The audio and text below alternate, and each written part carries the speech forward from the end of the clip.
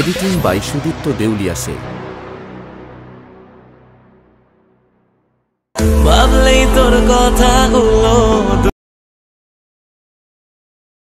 ছিল সবই নাকি শুধুই অভিনয়। নেছিলাম প্রেমে মানুষ কত পাগল হয়, পেয়ে তোকে জান যত্ন নিয়ে করে গেলি আমার সর্বনাশ। Editing by Sudipta দেউলিয়াসে।